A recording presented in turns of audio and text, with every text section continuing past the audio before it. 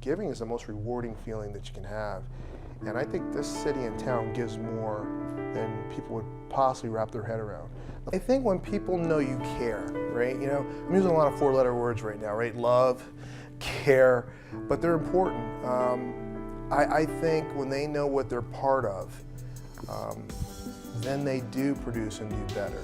That's just realizing that you are a person of influence no matter who you are. Your life is valuable, and making sure you express that to everyone, that their life is equally as valuable, and they need to take it as a steward and take care of it.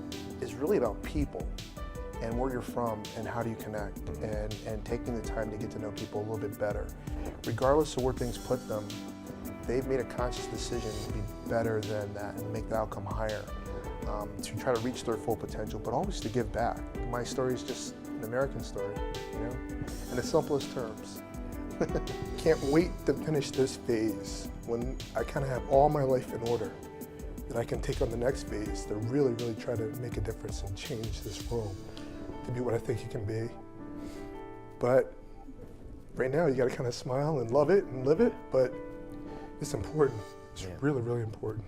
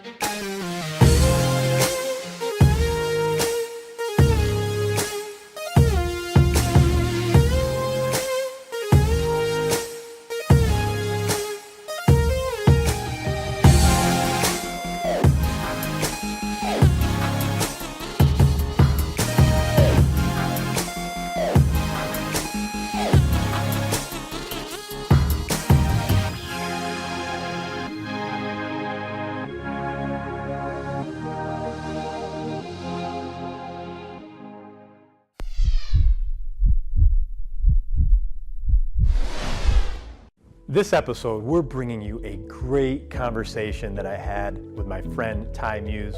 Ty and I met a little bit over a year ago, but really it's like I've known him my entire life. He is just one of those guys that is genuine, has a great heart, and you could connect with immediately. Ty is the CEO of Visions Federal Credit Union, which is the 40th largest credit union in the country.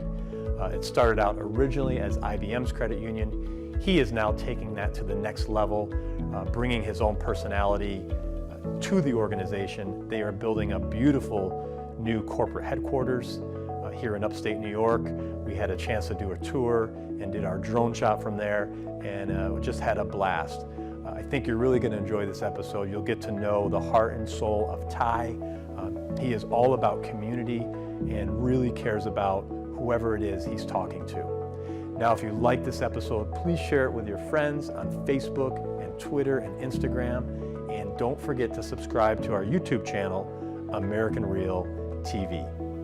And now, I bring to you Mr. Ty Muse. Welcome to American Real. This is Roger Brooks, and today my very special guest is Ty Muse, CEO of Visions Federal Credit Union, a post you've held since 2013. You received your bachelor's and your master's degrees from Northeastern University.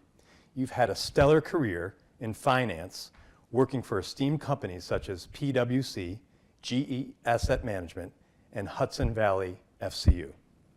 You have an incredible way of bringing out the best in others, and you may just be the most charismatic CEO I've ever met. Ty Muse, welcome to American Real. It's an absolute pleasure. I can't wait for this opportunity to spend time with you. Thank you. Likewise, the feeling is mutual. And I think we go back about a year and a half now since we first met. And honestly, since the day we met, I felt a great connection. We're about the same age and have a lot of things in common. We both love sports. And speaking of that, I know you were away this weekend to visit your daughter. Absolutely. Your alma mater. It's one of the coolest things, having a legacy student, being the first in my immediate family to go to college. For me, I didn't really understand how important that was to see her in the same black and red that my wife and I both wore, but it's been really fun just going back and having that connection back to my university. I bet. And how's she doing? I know it's her freshman year, correct? Absolutely, yeah. She's doing really well, you know. Boston is one of those amazing cities that it kind of trumps all things. You know, when you're there, it is hard when you first leave because we're such a tight-knit family. We've kind of been, you know, the four amigos for a while with my youngest, my wife, and my oldest, and I. And now just going up to Boston, kind of being separate, we've never been apart that long. But once you kind of get there, the city is easy to fall in love with, and you could just see how she just fits right in, how the university is such a great call for her as well. But there's just so many things to do. Even on a bad day, there's things to do. Yeah, absolutely. And I know she was an athlete as well. Is she playing any sports in college? Yeah, she is. So she's actually doing track, the same sport that my wife and I did. She's following her mom's footsteps. She's also a hammer thrower. So that would be the heavy metal ball and a long wire, and you spin really fast and throw it really far. And you know, so some of that can maybe be an indication of how smart I am to marry a woman who's really strong who throw metal objects really far. But it is interesting because when we started our career, I didn't think that's the way she was going to go. But it's funny how things, especially in sports, they call to you. You know, whether it's basketball, football, whatever it is, it's almost like your event's almost niched out. I often think about like artists. When an artist is looking at marble or slate of metal and how they can see whatever it is within it or wood, I'm always amazed at that. But I feel like sport is the same thing. It eventually calls and the right thing comes out of it. And it either winds up being your passion or the thing that just kind of keeps this bond with your friends forever. Right. And I know sports were a big part of your life and Yes. your upbringing. As you mentioned, you played track. Yeah. You got a scholarship, correct? I did get a scholarship. You know, when I was graduating high school, I had an opportunity to go either direction, basketball or track. And, you know, one of my high school teachers kind of started pointing me in that direction of track. In high school, track was that sport everyone else did.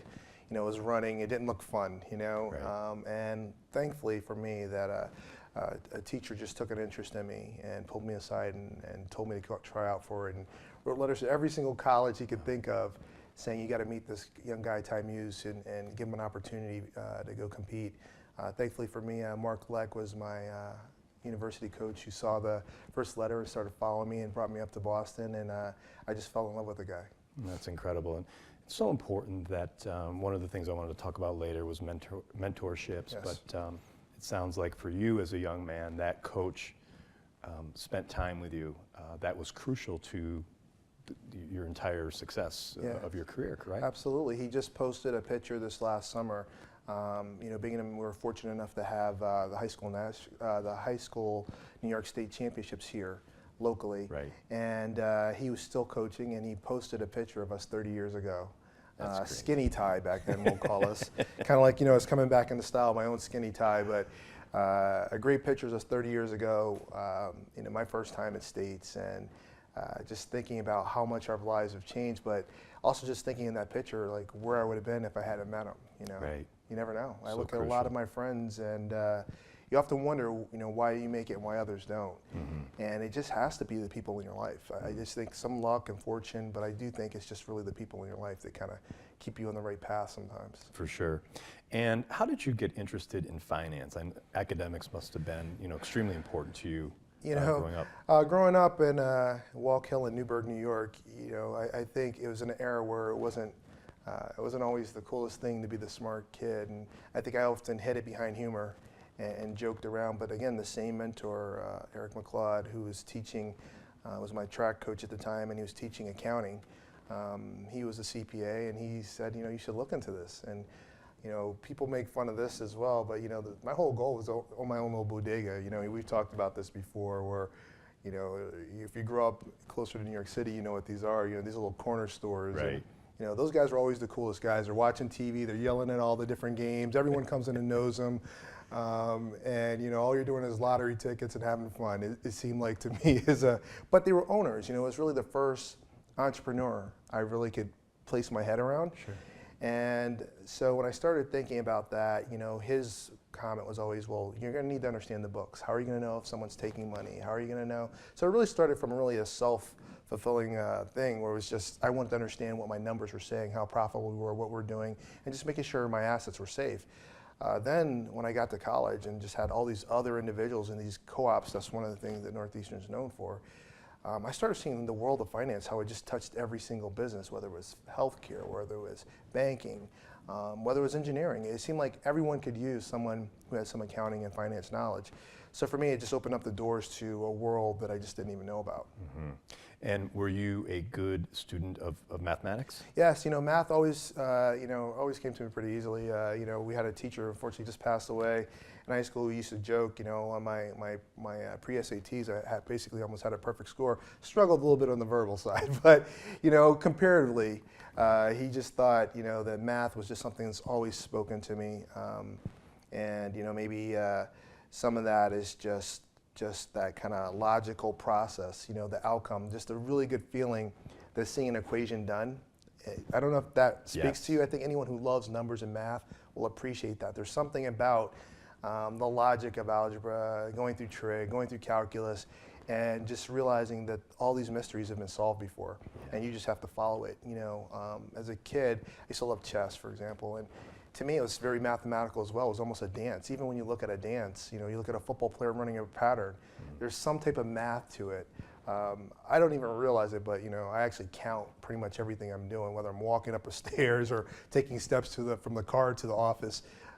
So I think all those things are just tied to this math-based, logic-based thinking that I have. Yeah, no, and it's so important, especially for our youth today. My son is in 6th grade, and he really loves math. And that's awesome. We're grateful that he has a teacher that spends the time with them. If they don't understand the question, how to solve it. And you're right, there's fulfillment in solving an equation, right? Or finishing that chess game, right? Or that pattern in football. So absolutely, I agree that it's a big part of our lives, more so than we feel and kind of take for granted, I think. Yeah, I think so. I think for all those mathematicians out there and all those number guys, they see numbers in everything.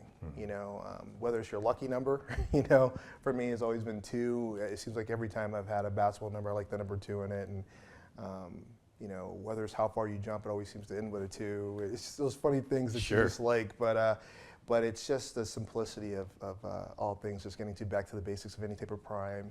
All those type of things are things that the math guys like me really love. So. Right. So talk a little bit more about your upbringing. Yeah. And what was it like? Do you have siblings? What was your upbringing like? Both of my parents come from large families, so that automatically makes me an only child, right? Right. So it's exact opposite of what you would think. But I think that. For me, I think I've always romanticized siblings because I don't have any, but everyone who has them are like, you're lucky not to have them. But as I get older, I think often how would my life be a little bit different with them. But I think one of the things that are different, looking back when I grew up, being originally from the South, I was born in Baltimore but raised in North Carolina. I think a lot of things of who you become happen before you're even in kindergarten, right? You listen to your parents, all the upbringing, all the country, all the different things that you're kind of touched by. I think sometimes being a Southern boy is as much of influence on me as race is, because you meet 2 guys who both find out they're from the South. You think we grew up together, just when we kind of connect on that level. Right. So being an only child, I think I didn't really realize what I did or didn't have. I didn't realize if we were poor or not poor. All I knew is that everything I ever wanted, my parents were always able to get it to me. I was afraid to ask for much. I think I've always had a really good sense of of not indulging or getting too much, because I knew things cost money, and I knew my parents worked really, really hard. My father was a truck driver. My mom was the church secretary when we moved to New York. And pretty much from then on in Mid-Hudson Valley, everything else just kind of formed and framed the person I am. Kind of living between a world of 2 cities, Newburgh, New York, where I spent half my time between my church and all my friends and everyone of my color. For the most part, that part of my life, and then the other part was where I was going to high school and middle school and elementary school and Plattekill and ultimately Wallkill High School. So. Both are huge parts of who I am. I look at those communities, you don't think about it as much probably in a less diverse area, but I was really, really fortunate that in Wallkill to have this kind of mixture. A lot of people from Puerto Rico, first generation or second generation, and having that culture so enriched on both sides, both neighbors inside of me, from the food to the dance to the singing to the songs to the language. And then being able to still get to Newburgh, New York, and still feeling a real big part of my culture where a lot of people are transplants from the South. A lot of people are from transplants from North Carolina. I can't tell you how many times we were driving back to North Carolina and we'd pass people we knew from Newburgh, New York on our way there. They're all amazingly from the same pretty much county or two. You know, my mom being born and raised in Fayetteville, North Carolina, and my father being born in Cherry Hill but raised in Camden until he moved to Baltimore, where really the predominant of his life was formed in Baltimore. To go full circle to me being born in Baltimore again. So, but with that said, I think thinking about like you were saying, like the only child and siblings, and I think when you're an only child, you learn to entertain yourself. One, two, you learn how to make friends, because if not, you're going to be by yourself in everything you do. But then you get to almost pick who your siblings are. You know, my closest friends are almost like brothers to me. You know, and all those people were picked. You know, from childhood of growing up together. To looking out for each other, and sometimes you fought with them earlier, and then this one of the funniest things I think for men often is probably the kid they fought the most when they're younger was probably their closest friend when they're older. And I look at my closest friend, and when we first met, we didn't get along, and it's just funny how he's the closest thing I have to a brother today. That's great. Yeah. And those close friendships are so important, right, in our lives when we're young, and as we grow older, to stay in touch. I know I have a core group of friends that I've had since middle school, high school, and it's just a great feeling to continue to stay in touch. And even if you don't talk for 3 months or 6 months, you pick right back up. And I'm sure you experience the same. Absolutely. You know, they don't see you as Ty, the CEO of Visions, right? They see you as Ty, the kid who couldn't tie his shoe when they first met him, or Ty, he was too bashful to go ask a girl out on a date, and it's just funny how they think about, like they know all the hidden stories of you, but they also know, who you are at your core. And it's always nice to always be reminded of that when you're around them. I grew up to be loyal to a fault, and that's just the way we're taught, and that's the way we're raised.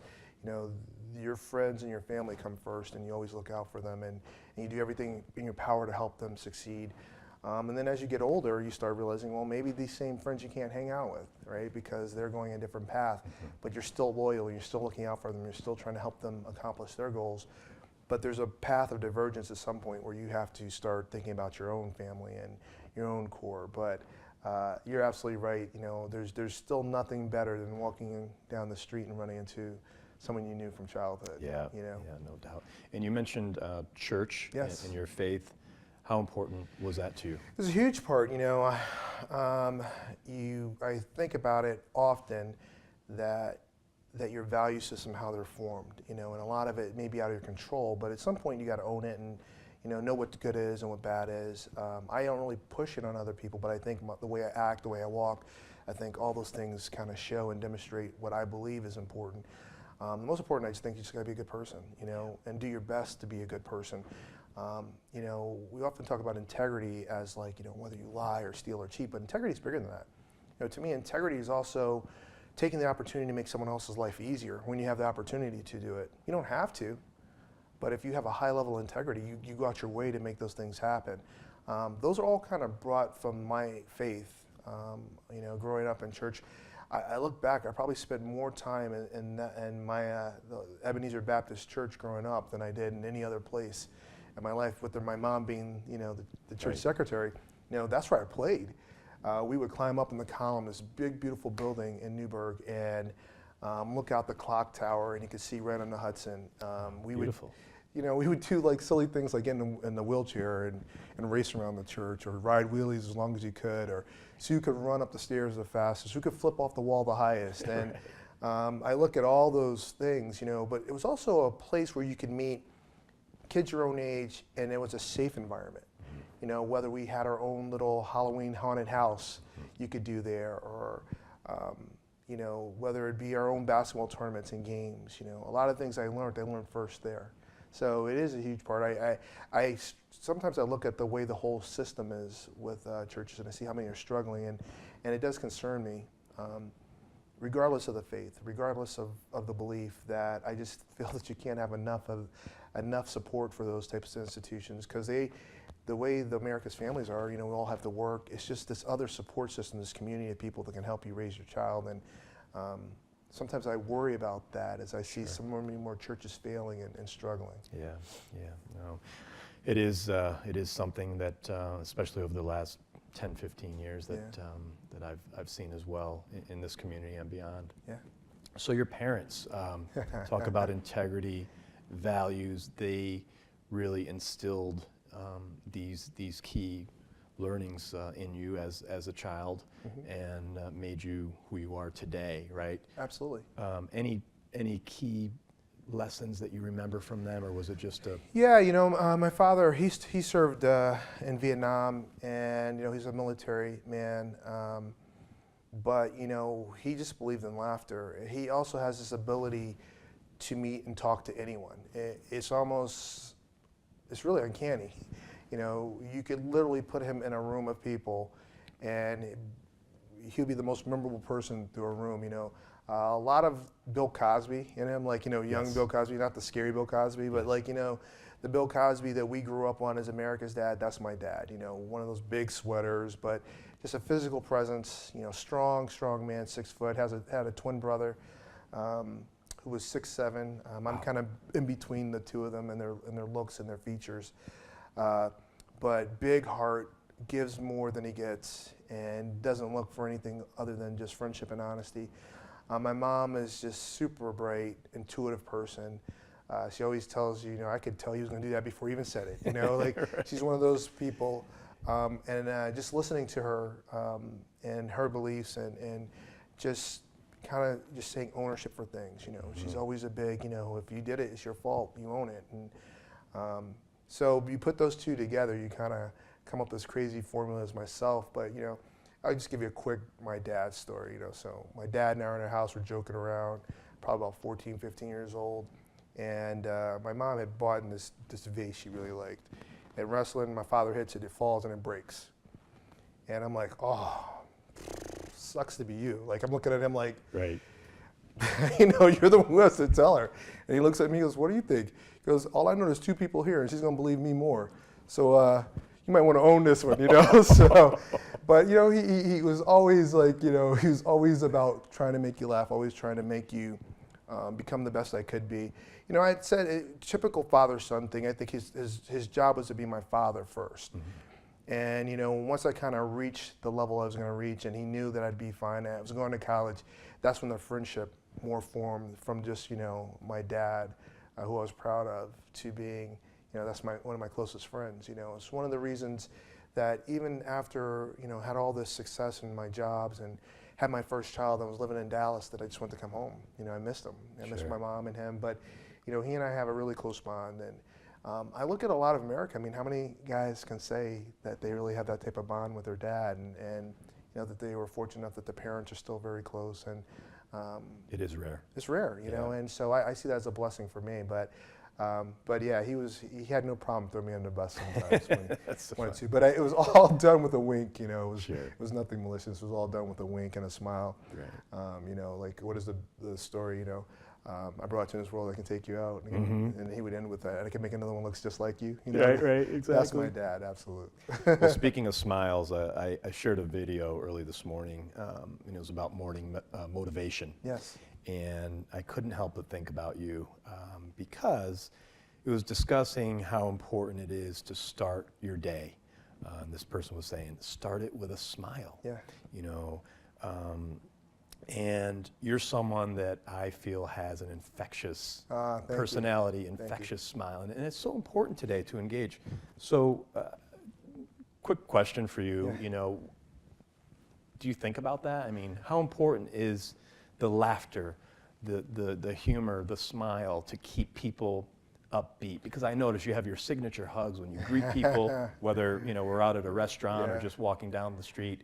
It seems to be a big part of who you are. Yeah, I think it is. I think when it started young, it was literally I was sitting next to this guy, and I might have been 7 years old. My mom was at a table near me, and he was an elderly white gentleman. I just remember he was upset. He was just bitter. I don't think he wanted to sit with me. Here's this 7-year-old kid who's just staring at him, just smiling goofily at him.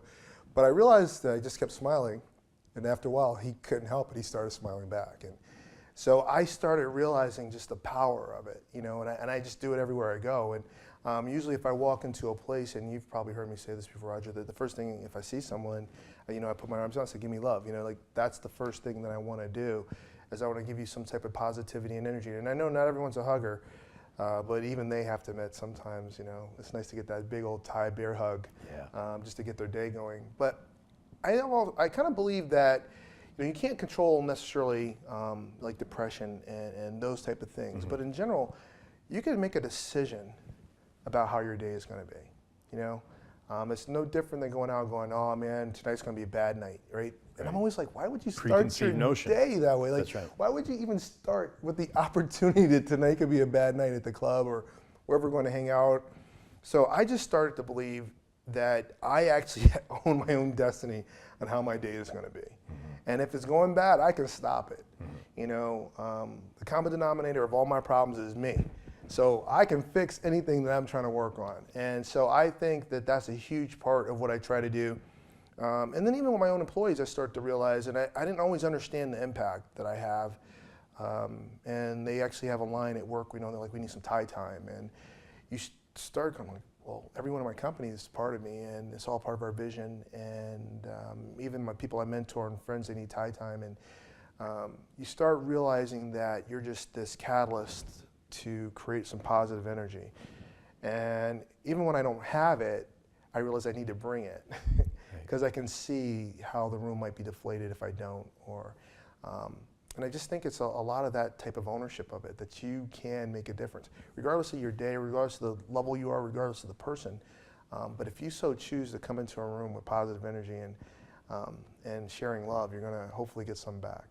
Yeah, no, and I tell you, more and more, I see people in organizations trying to take this leap, because it's always been, you know, a bit conservative in corporate America, and it's just nice to see, as the CEO of an organization, you know, I was in your office last week, and you know, people, you know, light up because you could see the love that you're bringing to them, and they're returning that. So, do you feel that people genuinely want to produce and work harder and become part of this big family? Do you think it has that type of effect? I think when people know you care, right? You know, I'm using a lot of 4-letter words right now, right? Love, care, but they're important. I think when they know what they're part of, then they do produce and do better. When they can understand that even if you're the receptionist in a building, that, you know, you're basically the VP of first impressions, you know? When you start feeling that type of impactful, when you feel like you're protecting me or protecting our brand or protecting our members, our clientele, and you feel that you're that part of that and you're making that happen, I think it does do something. But I think ultimately when you look at our engagement scores from our employees, they continually have improved and continue to improve, because we try to do our best to make sure that everyone knows that they're valued, and if no one else cares, I care. And that we have an open environment where you can reach out to me if you are having a problem. So there's 5 levels removed. You can still reach out to me. I'll still go through the chain of command. We'll take both sides, but I'm there to listen and hope you reach your full potential. You know, we talk about, you know, what's your why, and that's a huge part of what my why is that, you know, my purpose, I feel, in life is to help everyone that comes in it reach their full potential of being the best person they can be, whatever that may be. If that could be a comedian, I'm going to help you do that. If I have a way to do it, I'm going to help you do it. If it's an artist, I'm going to help you do it. A photographer, I'm going to help you do it. We just had a show recently, and you know, they needed funds. So I personally wrote a check for it, because how does that help my business? It doesn't. How does it help me become? It doesn't. But it helps them display their artistry. It helps them create some type of positive energy in this community. And I think that's really the first steps. But I would believe happier people produce more. I just think so. I can't prove it to you factually, but I just believe it in my heart of hearts. I also think if you're thinking about who's next, like who we're going to recruit, which company would they rather work for? A company that on day one, they get to sit with the CEO and laugh at lunch, and you can watch videos of me doing silly stuff and just feel approachable, or the one where you never met the CEO and you'll never meet the CEO. So a person on day one where you could sit there and I could tell you why this is important, why your job's important, why our members are important, why Binghamton's important, why wherever location you're located at, you're having impact to helping us grow to be the company we can be. And the larger we become, the more people we can help. Like when you're part of that, and that's the day one conversation, I think it absolutely does make a difference. Yeah, and can you talk about that a little bit? What is the experience for a new employee? It sounds like you're doing some unconventional things. Yeah, we try. You know, from the first thing we do is if you go to our website, there's actually a plea from the CEO. There's me begging you to come join us because you have a choice, you know? And when you're the best of the best, you have a choice of where you can work, and we want you to choose us. So I'm telling them, come join the family, come be part of this, come have a career here, come learn and become the best version you can be, and then go out and then you can take those talents and skills elsewhere and help other companies grow and be this positive impact out there. Secondly, once we get there, we actually have an employee video, which is a little bit of us finally realizing that we need to market to our employees just as much as we market to our consumers. We need them to understand what they're part of and why. You know, the video is again built around my personality and my, you know, what my values are, which I believe our ad agency did a great job of capturing those values, and it is to have fun. You know, it is about winning. Winning's contagious, man. You ever see someone who's winning is like, oh man, you know, they don't look too down after they win. That's right. You know, but how do you create this contagious winning feeling? And it's capturing all these things that make them proud to work at the company that they're part of. Yeah. So then we try, when you come through the training session, we try to make sure that in your first luncheon that week while you're at training, sometime we try to get at least at a minimum myself there, but at least another VP or senior VP at the meeting. We can ask any question you want. Reaffirm that you made the right choice, but to hear us personally say thank you for choosing us and coming to work for us. To talk about what's important, to tell jokes, honestly. You know, one of my VPs and I, we're a very competitive group, you know, going back to winning's important, but we like a win-win situation. But we get in the corniest arguments over who's the luckiest. Like, how do you argue who's the luckiest, you know? But that, just putting that out there for their staff to realize that's how silly their CEO is. Yeah. Then I think it just creates this open environment. You know, we're growing like gangbusters, and we're finally to the point that we've had to build a new headquarters, and we're working on that today. And one of the themes of the building is transparency. You know, we want it to feel like a very approachable building. When you're in it, you can see across. Everyone's getting sunlight. Yep. Open. You can see the CEO when you come by and wave when you go by, and just know I'm saying, how are you doing as well, and I actually know you, and I can recognize you. Going beyond that, you know, we still try to get, as a team, to try to get together, the entire company, at least twice a year. The majority of us try to make it there, and it's for our company picnic, and it's for our holiday party at the end of the year. And in those two times, you know, it's just being able to, the people that you've been talking to on a phone for a year, if you're new, you finally get to meet, and you realize they don't look exactly how you thought, right. You know, but it's just something about meeting people, makes a deeper, richer connection. So all those things are part of that culture that we're trying to build, that our purpose is to help members and help people's financial lives be better, to take the risk and scary part of money off of their list. Constantly trying to find ways to reduce their fees and costs so they have more to spend on their family. You know, one of the interesting things, you know, I'm in the banking field, you know, the verb being banking, and I have many of my friends that are bankers and quite honestly do an amazing job, and they provide a lot of value. But one of the things I like about being part of the credit union world is, you know, it's a not-for-profit, so my goals are just a little bit different. We may do the same verb, but we go about it differently. You know, I'm literally having meetings. We have at least one meeting a year where we sit down and we're seeing what list of fees can we eliminate. Wow. You know, that just seems that contrary to anything you hear about the word banking. Sure. Right? But that's what credit unions can provide. And it's one of the values that we add on top of the banking relationship that our sister banks can't always do because they have other responsibilities. They have responsibilities to their shareholders that are a little bit different as well. Which have to drive their decisions to be a little bit different. But I think overall, giving them that real good service. I don't know if you ever walked into a credit union, and they just make you feel like, thank you for coming here. Like Yeah. they make you feel like, whether they smile at you or they tease you about your hair today, Right. you know, and I'm not going to say anything right now, Roger, about hair, but they do have this ability on the front line to make you feel like you're part of something. And one of my favorite things is just walking around the room or walking around this town, whether it be at Luma or something, and being out, and someone stopping and tell me a story about their experience with a member service rep or a teller. It's just like how great they are. They love this particular teller. I just think that Yeah. is one of the coolest things out there. You know, they don't love Ty, or they love this teller. And that is what I try to remind them, that you feel like you're on the front line. You may not feel like you make a difference, but you're every part of our brand. You know, when they say they love Visions, what they mean is they love Bobby, who's at the front line in Town Square doing the transaction for them. Yeah. And I hear that story over and over again, no matter where I go. And I often wonder if it's like that in the banking world as well. But I can tell you in credit union land, that's the norm. Yeah. And it's one of my favorite things, one of my absolute favorite things. No, and you're building a great culture. I am a member, so I see it firsthand. Great. And you know, for people that don't really know the difference between a bank and a credit union, you mentioned it's a nonprofit, of course. Your mission is to lower fees for the members. I mean, there's a lot of benefits to being part of a credit union. And, Absolutely. and it's easier today, right, to become a member versus in the past where you needed to belong to a certain Right. You know, organization. a lot of, you know, being in a credit union land, there's a lot of restrictions, like who can join and become a member. And it's often tied to some sort of field of membership or location or some type of initial seg. You know, we were the original IBM credit union. Right.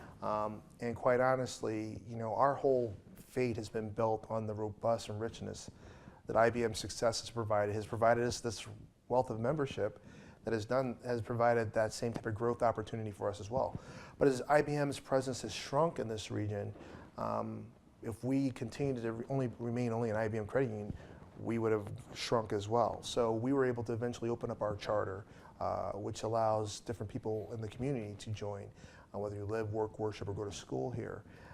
You could basically become a member in other locations as well for us. We just recently have expanded, so we've added 10 more counties regionally. But as you look at that opportunity, you know, I think there's still this misconception, like, oh, I still have to work at IBM, or I still have. There's a credit union almost. I would think it'd be hard pressed to find someone who couldn't join a credit union somewhere. And I think they should, right? Mm-hmm. If nothing else, it creates a competitive balance. It provides them an opportunity to go back to their bank at times and say, oh, maybe this is a better deal, or maybe the bank's a better deal. But they now have this other person who's advocating and working for them. You know, we're also there for education. You know, part of our mission is to also educate them on their financial needs and understanding, and help them with getting ready for retirement, and help them deal with, I don't know the last time you had to get a mortgage, but it's not simple. Right. You know, we want to make it simple, but there's just a lot of legality and rules around anything that relates to property, and just working them through that. But, you know, we also do a lot of stuff for the member businesses, you know, that we have, that you'd be surprised, or we're helping people help their dreams come true, whether it be financing and building for this construction thing that they're doing, or their restaurant, or their hotel, or whatever it may be. We're kind of touching all those avenues. And if nothing else, we provide just one more level of competition, which will help keep rates in a very competitive stance. Without that, you know, one of the things the credit unions aren't is tax. Now, we still pay a lot of property taxes and employee payroll type of taxes, but, you know, our income is not taxed. And some people have made an argument that that's a competitive advantage. I think when you look at all the other challenges, who could be a member, where we can go, what locations, it kind of balances out. And then ultimately, if you were to tax us, who would be harmed? The consumer. Right. All those costs would get passed on to the 105+ million people that are credit union members in the country, and that can't be good for the economy as well.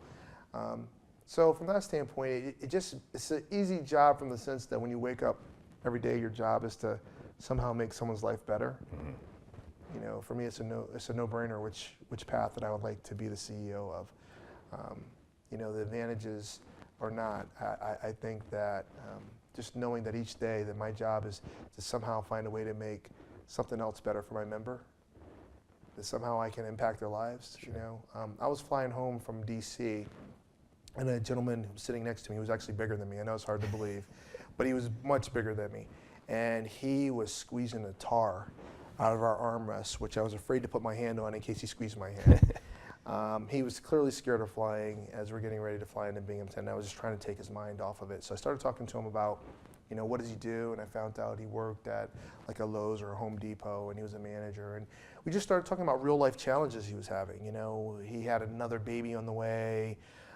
They had a car, and then he told me what his car payment was. It was some ungodly number. And I said, hey, you mind? I just gave him my business card, and I said, can I just take your number and have someone call you? And I'm pretty sure he was thinking, yeah, like the CEO of Vision is going to call me the next day. Right. Got in, immediately texted one of our employees. They called him the next morning, and they found out they could put him in a car loan and reduce his payment by like $300 a month. Wow. Significant. That's like life-changing to him, right? Like, especially when you have a baby on the way. Absolutely. That now you can start saving maybe for college. You can maybe pay off some debt. That is where that's our happy place, right? That's where we're excited to be. We talk about those stories. We don't talk about, yes, we made our lending goal. Right. I mean, that's a very small part. We're happy to make the lending goal because it means we've helped more people. But those are the stories that we talk about all day in the company, or those type of things. Yeah, no, and I think, again, that's a testament to who you are, and when other people that work within the organization see that lead, right, they follow, which is great, and I'm so happy that you take it to that level, that you're not afraid to take someone's number and help them out. That says a lot for you and your organization, and again, we're very lucky to have you in this community. I appreciate that. I really appreciate that. Yes. You've said, I heard in a video, that you literally have the best job in the world. No brainer. It's that I almost feel bad. Like, you may now currently have the better job than me, but before today, I thought I clearly had the best job. Seriously, I can't believe I get paid to do it, so it doesn't put me in a great negotiating ability in the future with my bosses, who are 9 volunteer board members who come straight from our membership. That, I get paid every day to take care of people, to steward this company, to hang out with 550 people I love, and that are our employees, to service 187,000 plus members in 3 states across this country, to represent a city that's just adopted me, quite honestly. And you start thinking about that, you start realizing, like, wow, I'm really blessed. I truly am. There's not a day that I feel like I'm going to work. If anything, the problem is I'm a workaholic, and it's so much fun. It's hard not to work. It's hard not to sit here and think about how do we keep winning, and how do we keep growing, and how do we take the next steps, that I'm always trying to get to. But with that said, part of the job is we get to give back to our community. We give back over $1 million to different charities and functions across the 3 states that we're in.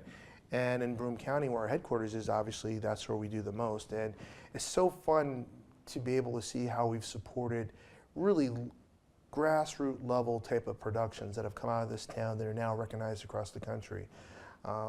Just being able to support an idea from friends who came up with Luma, which, for those who haven't heard or seen, is just something I'm really, really proud of. Something that was a thought that became a reality, and now has over 30,000 people in the downtown streets of Binghamton having a great time with their families, and being able to support things like Speedy Fest, which is a staple and a long-term tradition of our Balloon Fest that we have here, as well as concerts, at a fee that's so nominal that anyone can bring their family, regardless of their income level, and that's really, really important to us.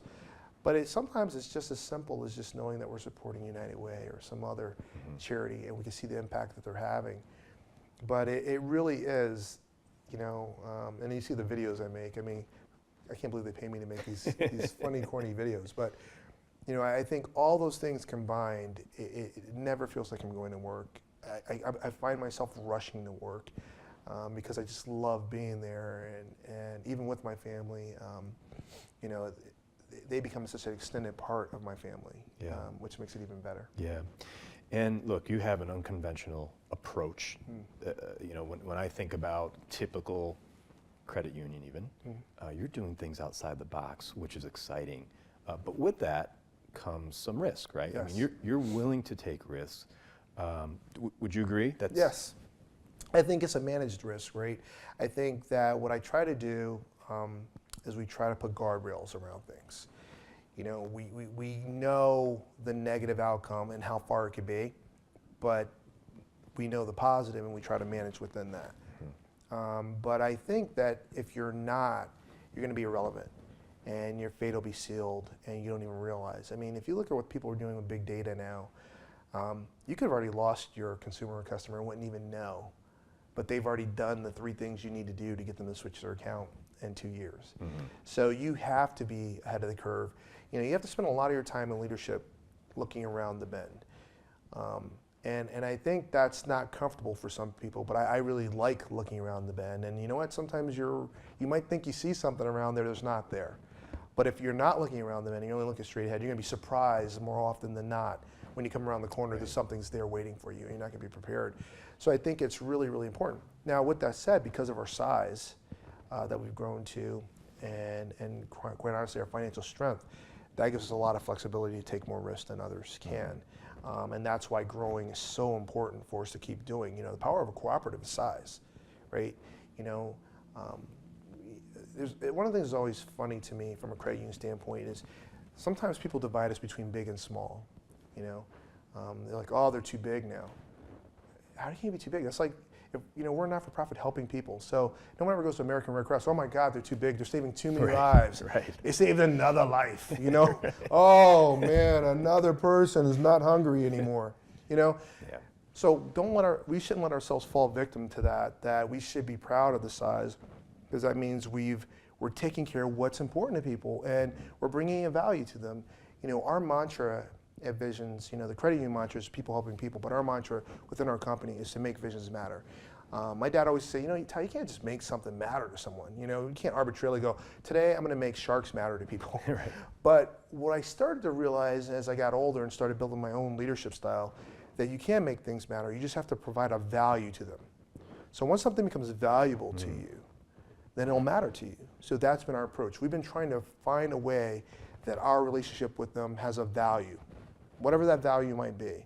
And then it becomes important. The visions becomes important. Visions becomes relevant. We're at the table. Supporting all our great Congress people here locally. You know, saying, look, you don't have to do this alone. If you have an issue you want us to look into, we'd be glad to do it. Is there just something you want us to put out to our membership to see how they support it or they don't support it? Let us know. So really getting involved. Being an advocate. You know, it's no longer just sitting on the sideline, but it's being involved in your community, thinking about where we want to go. Where do we see the vision? No pun on our name, but where do we see the vision of this city? Where do we see the vision of this county and the direction that we want to take it? Those things are really, really critical. You must have a really solid team around you. I do. And is this something that you inherited, or is it a combination of you building your own team and folks that were there? Yeah, it's a combination. It was really important to me to come in and retain talent. I didn't want to be that type of CEO who came in and just clean house. And I've always felt like sometimes maybe they have to do it, but I often wonder how much of that is based on security or insecurity, right? That you feel like it has to be your guys for loyalty. I think if you build a good enough story, you bring enough value, that'll fix itself. And then I felt my team had a wealth of knowledge and resource. And under my leadership style, they were able to try more things that they wanted to try at times. And we just took it to the next level. You know, my predecessor did a great job of building the organization. And when I got the baton, for me, I felt like, okay, now I'm on the next leg, and it's up to me to now grow in New Jersey, grow in PA, re-energize ourselves in New York, find a way to re-expand, and then create this value position for our membership. So I started identifying and using certain tools that helped me realize what things my staff needed to be developed on more. And we started involving them in those type of things, whether it be strategic planning or decision making and financial literacy, going out and being more the face of the community. It doesn't all have to be me, right? It could be all of them, and that's the value of our size. So I've been trying to supplant and add where I needed to. But with that said, we've also brought in a lot of great talent from people I've met from before or had great relationships, or just we kind of got along really well, and I've always thought, man, it'd be great if we could work together to do this. Right. And that's been the really cool new part of what we're doing. And that might be some of the newness you feel, that even though we've been here over 50 years, I almost feel like sometimes we feel like a young company, right? Because of all the cool new things we're doing. Yeah, and I also see you're attracting young people to stay here, which is great. Yes. A friend's cousin, Santino, works for the company, and he could have gone anywhere in the world, really. He's an all-star, yeah. Smart kid, and he chose to stay here, and that's just so great to see, because someone like that can build a career here and grow, and it's just nice to see the youth. Yeah, that's a huge part. New York being an outflow state, right? As especially if you pull New York City out of it, it's primarily outflow state. But we have this great university next to us, and we have all this young talent that's coming out, and how do we get them to join us? Then we have this other group of young talent that might be they grew up here, maybe they left and now they've come back, or want to come back, or they don't want to leave, and we're trying to attract them as well. So we spend a lot more time focusing on being, are you a good person? And we could teach you how to do banking, and that's been part of our strategy that has changed in the last 4.5 years, where we spend a lot more time thinking about what type of person you are. Do you have that business integrity that we talked about? Do you have that passion, that ability to build a rapport with the member? And to me, that's way more important. We could teach you the ins and outs of banking, but I can't teach you to be a good person. That's right. Not at this point in your life or your career. So it's almost like networking. So I was working with a lot of younger people in the community, and we're going to a networking event. And I'm watching them go around at this networking event, and myself and the president of BU were like 2 of the 4 guest speakers. And they're like taking out their names, numbers, passing out their card. And I had saw something there that had helped me coin it, and I used it at that meeting, and a lot of people started doing this, and they've changed the way they started networking. As I said, while I'm at this networking event, the one thing I noticed, I feel like you guys are all going around looking at what you can get from people. Like you're like trying to get their card, thinking about how this is going to give you business in the future. A more powerful way to network is to go out and find out ways you can give something to them and get something they need. Yeah. And then you'll find you've already enhanced your network, because they're going to look at you as a go-to person when I need this. So the same thing with the staff and the people is saying, look guys, find out what people need. Put your energy in getting in that, and that will enhance your network. Find a good person who has that ability, and then we can teach them banking. And I think that's why guys like Santino and others, I'm really proud of. But we have others. We have Golf Pro from Vestal Hills that you would traditionally say, how could he be in banking? And he's just doing a great job for us. We've had, finally some kids from BU actually reach out through there and say, hey, is there any way I can find a job there? And us creating that. Those are things that make you start believing, okay, maybe we got this. Maybe we're figuring it out. We're creating exciting new jobs. There's departments we created that we didn't have 4.5 years ago. I would never even know what I needed 4.5 years ago, and that's the way technology is exponential. That change is just really exponential, and we're adding new things all the time. I saw a virtual banking thing last week, where literally the person had like a backdrop, a green screen, and they were actually talking to someone who was talking to us from North Carolina, and we're like doing a transaction just to see where the future of banking may go. That might be a nice ad if you're at like a grocery store branch where there's not a lot of room, but you can still get this connectivity with people. So leveraging all those tools. So now the person who was just a check the box person isn't as important to you as a person who has the ability to look in a camera, make you feel connected, put a smile on their face, and make you feel like you're listening to them. Yeah. That is the talent. That is now the skill that we need. We can make all the other stuff kind of click you through, but can I create banking with a tool that does that? And that's what we're trying to work on. That is awesome. And it just goes right into my next question, and that was about innovation. Yes. It sounds like that's what you're doing. You're creating new departments. You're being innovative. You have a new headquarters that you're building. You're taking these risks, but it's calculated, and you know that by hiring people that are good people with great people skills, you could teach them the tactical part of the job, right? So, big part of it sounds like it's a big part of your growth. Yeah, I think innovation. You don't realize it. Sometimes you're running a race, and I always look at it like a marathon. I used to work the Boston Marathon when I went to college in Boston, And the funny thing about a marathoner when they're running are just hitting their splits, hitting their splits, hitting their splits. And what does that mean? So basically when you're running, you're trying to get a certain clip, a certain, every so many miles, every mile you want to run a certain speed. Okay. Right now I have this great CFO who's actually been running, and he's over time gotten himself down to like 7.5 minute miles over a marathon, and just continue to improve, but you have to keep hitting these splits, otherwise at the end you're going to be off of your goal. Mm-hmm. And innovation is the same way. If you're not constantly looking for the next split and trying to make sure you're either ahead or on time, over time your company's kind of fallen off and you're behind your goal, and you're no longer relevant. And it's slow. It's like all of a sudden someone's in front of you by 10 seconds. Next thing you know, they're instead of 20 seconds. Next thing you know, the race is over because they're too far ahead for you to catch. And that's what we're trying to avoid. That it's really important to call things what they are. That when you're looking to be innovative, it's not just creating for creating's sake. It's creating something that's important, that provides a value. And we kind of have like 3 things that we always try to work on. Anything you're working on, one either needs to be making the lives of our consumers better, our members, the lives of our employees better, or positively impact the bottom line. So it means it has to have some sort of value to our organization. But if you always start with the first thing, it just seems like all the rest come. We've added some products recently. The first reason why I added these new products were because our members kept asking about it. Well, all of a sudden it wound up being this profitable product that we're going to grow into this big line for us.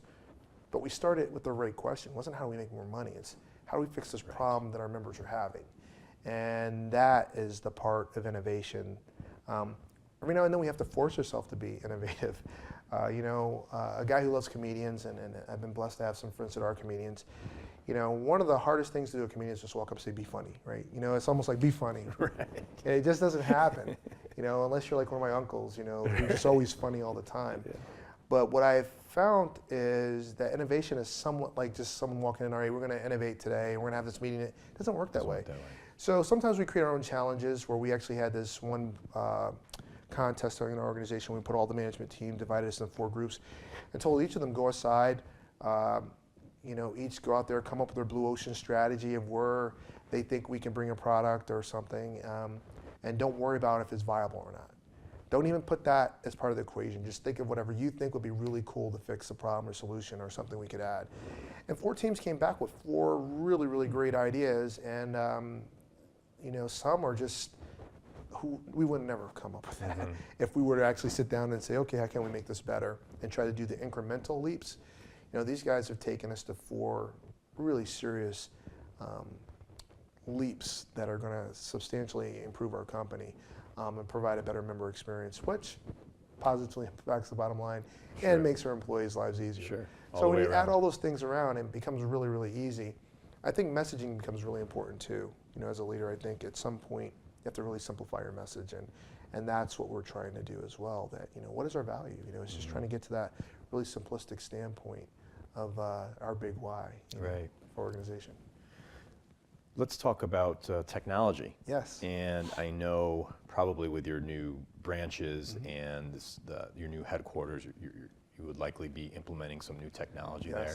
Anything exciting that you could discuss? Yeah, so as we start to grow, and we've just provided this, 10 additional locations or counties that we could grow to, we can't put up 10 branches tomorrow. So some things we've had to really think about is we're going to be adding these new members who aren't going to have a branch near them, but we need them to have the most robust banking experience possible. In other words, they should be able to do everything they need all the time by either talking to someone or doing it usually on the phone or on their computer. And so we've been adding to our contact center. We're not adding staff, but adding new technology. So when you call in, that they can pretty much handle everything that you need to do from a click of their phone, of dialing in and talking to someone, and making that more efficient and faster. Our mobile app, we've seen transactions in our mobile apps go up more, while the individual branch transactions have gone down. But because of our growth of membership, overall transactions have stayed fairly the same. but for each person individually has gone down. So we've been trying to make this mobile app, this really kick-butt mobile app that does everything that you want to do right from the click of your phone. On some levels, it's better from authentication, right? Because now you can add the touch to your finger and just know that there's a multi-factor authentication on top of your password being saved in your phone, and really taking it to the next level. And you can add other biometrics, whether it be your eye and other things. So we've added all those type of things. The website as well. You know, we really want to make it so that you can do everything that you need to do on all those platforms. And then when you still need to talk to a person, you can come to the branch. And maybe that transaction changes. Maybe it becomes less of a transaction, more consulting. We're sitting there talking to you. So if you go into our newer branches, you'll see we've brightened them. We made them more conducive to sitting and talking. We have a pod where you can sit and have this conversation. But maybe long term, all of banking winds up being literally a sofa. And maybe it's like therapeutic almost. Are my numbers good? Is my math good? Is my banking well? You know, just, you know, almost I picture Woody Allen, you know, like that kind of neurotic situation that banking might become when you come into the branches when you just need to talk to someone. But, you know, I've often felt that, you know, consumers have also continued to still vote by their actual action. How many people still decide not to call, they still drive in the branch, they walk by 6 ATMs, they could have did their transaction just to stand in line to talk to a person. So banking hasn't given up on the person yet, but I do think we have to be prepared to continue to simplify and change the transaction, change the conversation. Simple things like on your, you know, your mobile app, just being able to turn on and off your card. That's really huge. You know, that we weren't the first to do it, but we were quick adopters of it because we think it's important. And is that out now, or is that is out now? Next year. Okay, great. You know, the things we're working on now are really like a virtual card. Like, do we still need to send you the physical card? Is there a way just to give you the card electronically? So if you're in Europe and you need a new card, instead of having to wait to get a plastic card or be out your whole trip without the card, can you now put this on your phone? Because your phone is becoming so clearly your payment source. You know, if you use any of these new payment systems, you know, they're all so easy to tap and pay with your phone. So we need to make sure that we keep our card in front of your wallet in that standpoint. Do you see that in the future where you'll be able to open your Visions app and actually pay at the grocery store or at the convenience store, at the pump? Yeah, it's basically there. You know, it's really just the vendors adopting it. You know, a lot of rules have changed, but they still have a lot of limitations on, for example, something as simple as a chip. You know, they put the chip on the card. Chip doesn't eliminate fraud. You still do online banking all the time, and you still do online purchasing all the time. So it doesn't eliminate fraud. However, it does continue to take the next steps we need to get to reduce fraud. I mean, every financial institution loses hundreds of thousands of dollars, not millions of dollars a year on fraud, but it becomes a cost of business so that you can still stay convenient to your member. But I don't know, I've always said if you look at things, how easy is something? So if you create a process that's harder, no one's gonna adopt it. But literally, the tap of your phone and sign, not having to dig through my wallet anymore to get my card out, that's critical.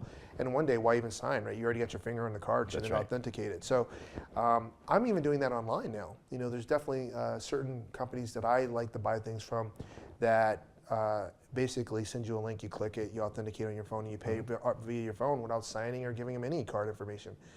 So that's just where we are today. Yeah, no, it's great. And what do you think the future looks like for tellers?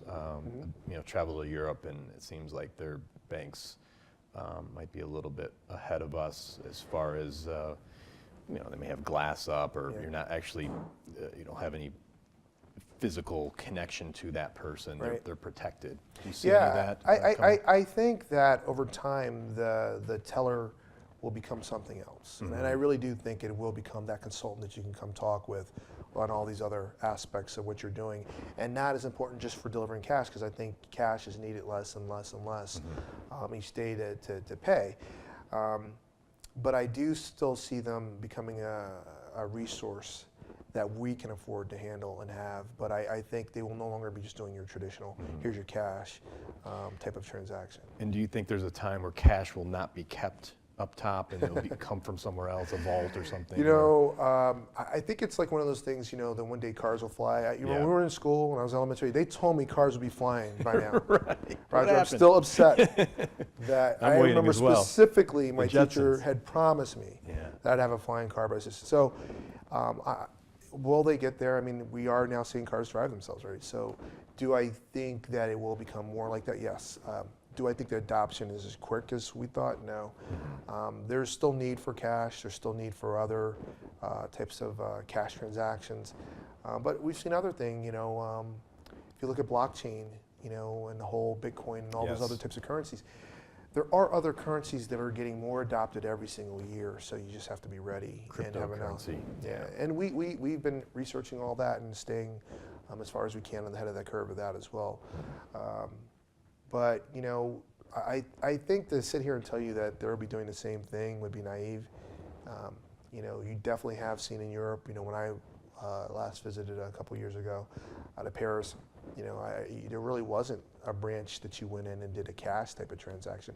You went in if you needed to get some other type of financing or some other arrangement, or you were doing a much larger type of transaction, but it wasn't for individual cash outputs because their card is so prevalent there. Right. And they made it easy use, and also the adoption of the phone was so prevalent there as well. So I think all those things are coming.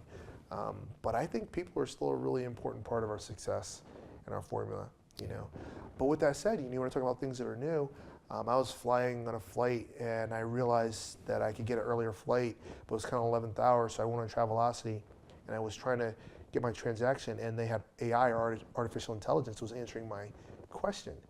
And it is so robust now that it almost sounds human, and they've learned to really get to the point that, I think maybe more AI will be a huge part of what people do, and then it'll give you an option. If this isn't answering your need, then you can talk to a person, which would help us deploy our resources in a better fashion, but also give people answers quicker for those who don't like to talk to anyone anymore. And it's efficiency, right? It's just efficient. Being more efficient. Absolutely. Yep. And using the technology for that purpose. Yeah, and I think generationally, I can't speak for you, but I look at my own family, we all have phones. There's been times where we've all been in the same house and we're texting each other from different rooms. Right. And so it's not that people don't like to talk to each other, but they just talk more in other avenues, so you're going to have to prepare for that. But is that a different skill set, right? What about the person who's a video teller? Is that a different skill set where you have to get used to almost like looking at what a backdrop like you're a weatherman and knowing how to kind of point them around your screen, and versus someone who used to maybe order take more on a call. But I think all those, whether you're someone who's texting back and forth answers, the future, there's so many different parts of banking. There's a lot of great companies out there and a lot of great conferences that show you the future of banking. And when you start looking at it, you have to start making these transitions to be better prepared for them. Yeah. When I was online doing some research, I came across one of your YouTube videos about undercover grocery bagger. Yeah, that's a blast. How did that come to be? Well, there's a lot of parts. I mean, when I first moved here, I didn't realize how big being the CEO of Visions would be. Like, even for this community, literally it was like on the news. I'm sitting on the news in my hotel room. The first 4 months I lived in a hotel, I think, or the first 2 months I lived in a hotel, and I finally bought a house, and 2 more months I lived with only like a TV in my bed until I could get furniture and get my family to move to the Binghamton area with me and wait for school to finish. And I didn't realize how big the job was, or that people would recognize me or know who I was, because even though I had big jobs before, they weren't like such a community-facing job.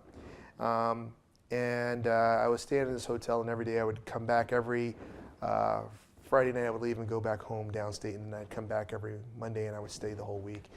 And so I'm coming back Monday night after work until about 10 as I was still transitioning and getting more used to learning everything the company had.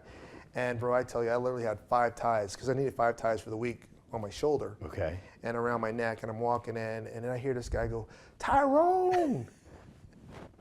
Tyrone!" And I'm like, who's this? And I look, it's the guy at the front desk.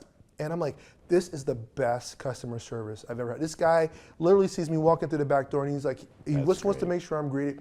He comes running down the hall, and he's a brother, and he looks at me, he's like, doesn't say anything for a while, and finally he goes, "Man, I knew you worked at Visions, but I didn't know you worked at Visions."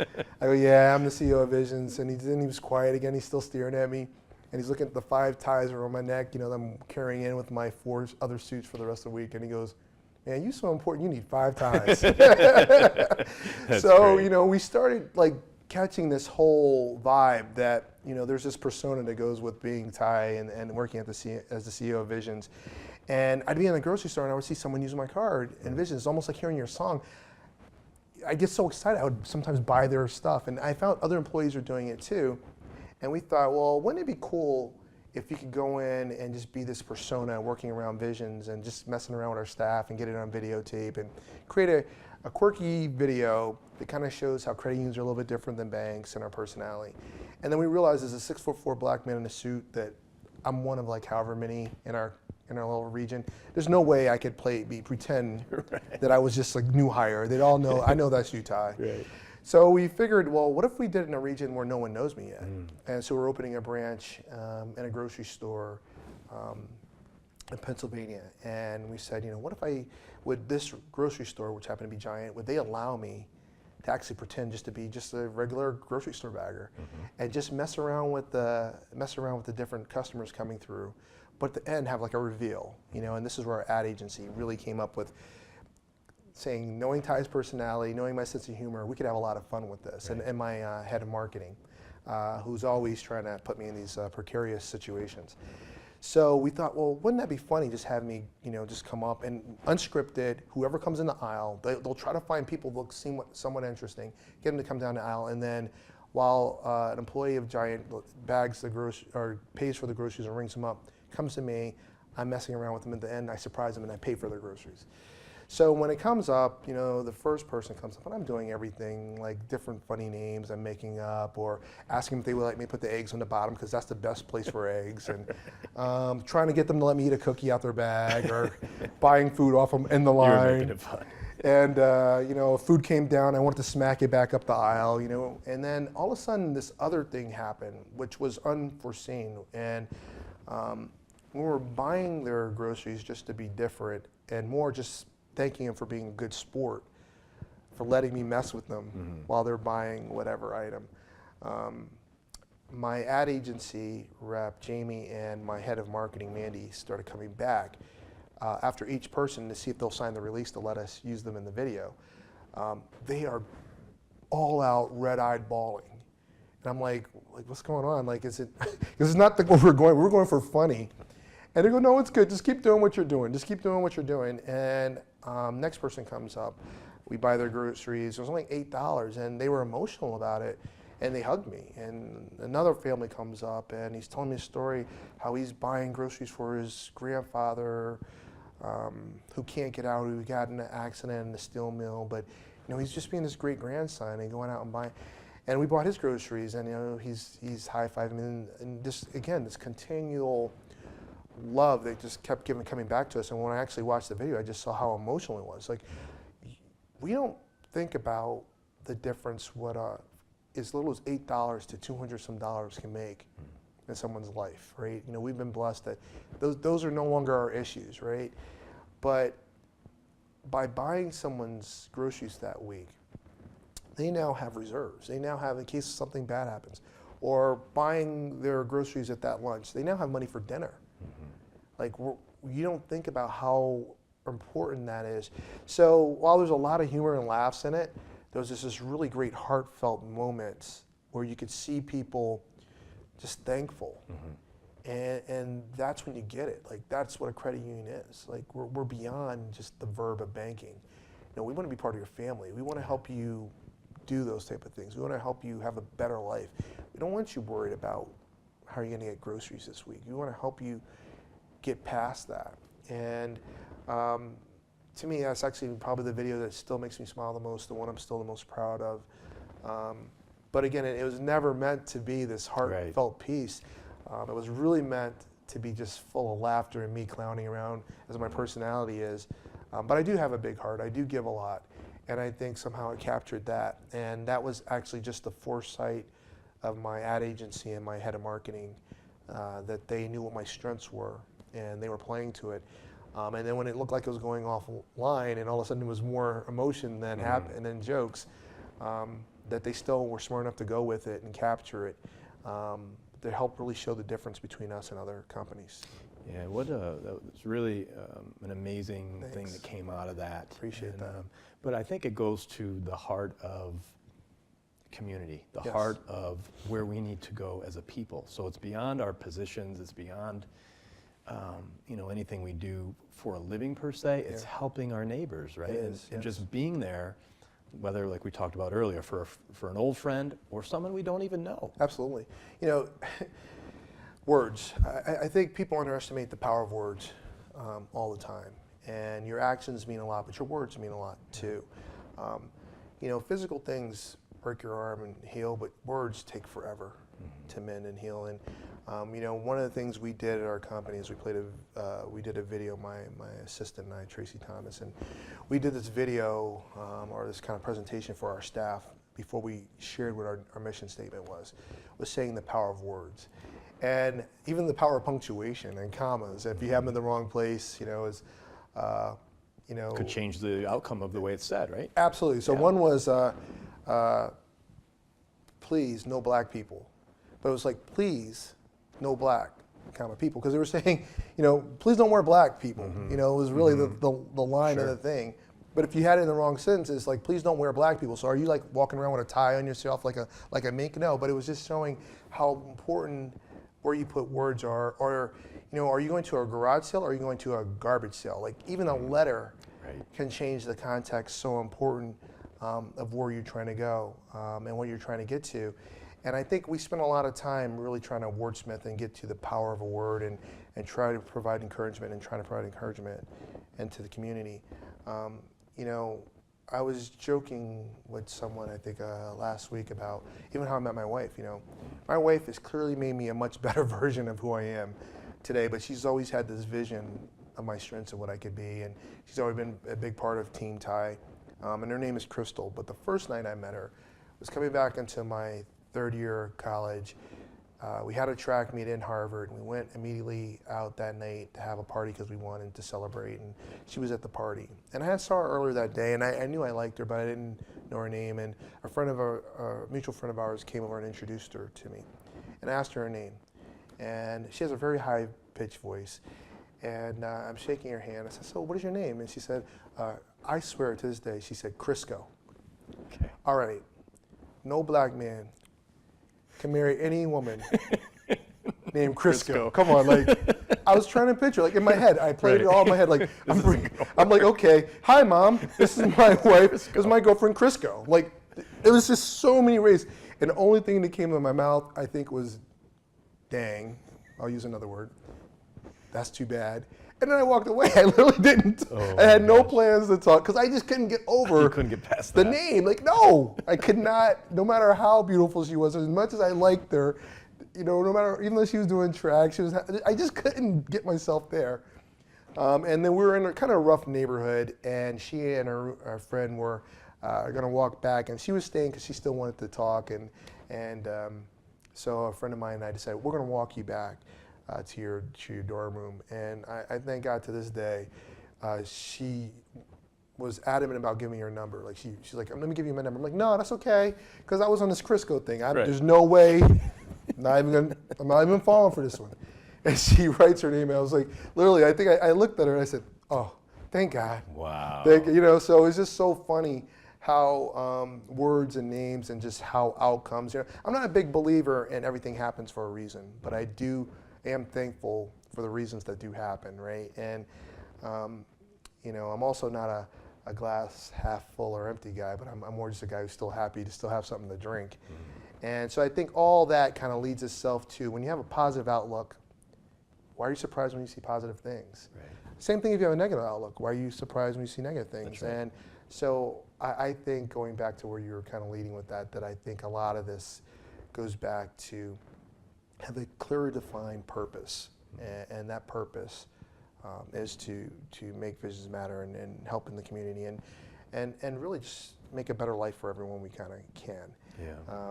But with that said, I'm sure you're going to inadvertently call my wife Crisco next time you see her. But she knows the story, and she always laughs about it as well. Yeah. Well, speaking of Crystal, yes. And family, your daughter Maya and yes. Olivia. I know family's important to you, but absolutely. Please talk about it.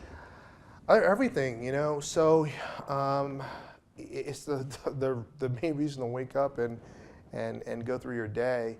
My wife is just honestly the way better version of me as well. And I often think, like, what if I couldn't have talked her into marrying me? Like, oh, that would have been a major loss on my side, and I don't think I would have been here. She was the one who talked. She's the one who always saw where I was going to be. You know, I told you, man, I was still ready to build this bodega. You know, Right. you know, and my mentors always say, oh, you need to think bigger, and I'm like a Weiss. And they're like, no, Wegmans, no, bigger. Like, you can be something much bigger than this. And she's always seen this. I used to come home every year and pick up any internship I could, working in like a service merchandise. Do you remember service Sure, merchandise? I do. Absolutely. I They were worked great in stores. I worked in a distribution warehouse, and man, talk about a job that motivated me to become better and do something different. I was working loading trucks, and what would happen is they would come down these conveyor belts, and you could hear whatever was coming on the conveyor belt, and you knew if it was a real loud bzzz, you knew something big was coming. Right, big box. And all of a sudden you hear bzzz, bzzz, bzzz, bzzz, bzzz, and I just feel everyone's starting to look. We look up, and there's like 500 large TVs coming at me on this conveyor belt, and I can hear all my buddies across all the trucks laughing. Ty's about to get slammed. Right. And they were heavy back then. Oh yeah, remember? Yeah, remember Sure, they were how heavy big, the TV was? sure. The box was big. So I grabbed the first one, I'm loading, and I remember I go in, and it's 8:01 because I worked the second shift. It's 8:01. I go in loading. Oh, I'm banging these out, bang. I'm like, oh man, I load up all these things. I fill the entire truck. I walk outside. It's 8:05. 4 minutes have passed. That's it. Can you imagine? I'm like, I can't do this job for the rest of my life. Like, everything changed. I got really serious about what I wanted to do. I get to school, and my girlfriend, who's now my wife at the time, Crystal, talks me into staying in Boston to get like a real job. And I wound up working at a hospital doing auditing and accounting, and it's kind of been the launch pad to my career. The girls have kind of also given me purpose. You know, my first daughter, you know, when we had her, we were in Dallas. That's right. And, you know, she was just pretty much the reason to go to work and be the best version of me that I can possibly be. Always try to be a good person. And I see it in her. I watch her turn it on with her personality when she wants to, and she knows how to work a room. And we were just talking about who do you look like and who you act like this weekend, and she's like, Dad, you know. Cute.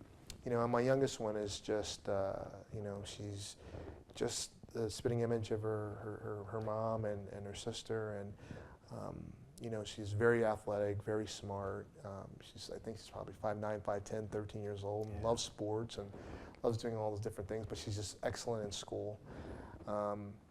But the one thing I always have to put out there, and if I don't, somehow will come up later, is that my wife was the better athlete. And as much as that hurts me to admit, you know, she is in the Hall of Fame at our university, and she did almost make the Fantastic. Olympics. And you know, we went to Dallas really for her to keep training, and because the weather was, everyone who was ahead of her in the '96 Olympic trials were from all warmer weather places compared to Boston, where we didn't have a full year to train and work out.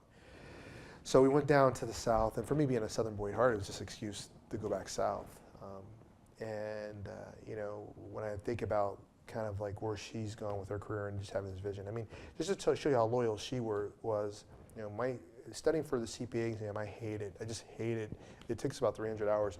She actually took the class with me just to make sure I went, and then she didn't take the test. But she didn't tell me she wasn't, you know, she was a dual major. Now that's loyalty. She did that for you. Yeah, she did that for me, and us, obviously. Yeah. But you know, you're fortunate when your best friend is your wife. It definitely makes things a lot easier. And your second best friend's your dad. Yeah. You know, it makes a lot of that family time where you're looking for time to spend with each other.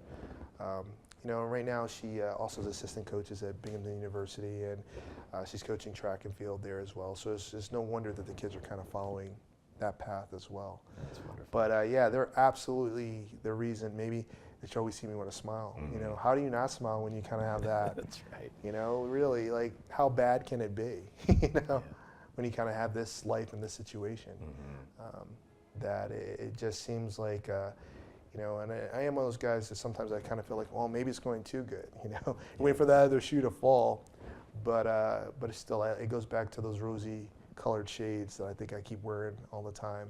That just makes this world look so amazing to me.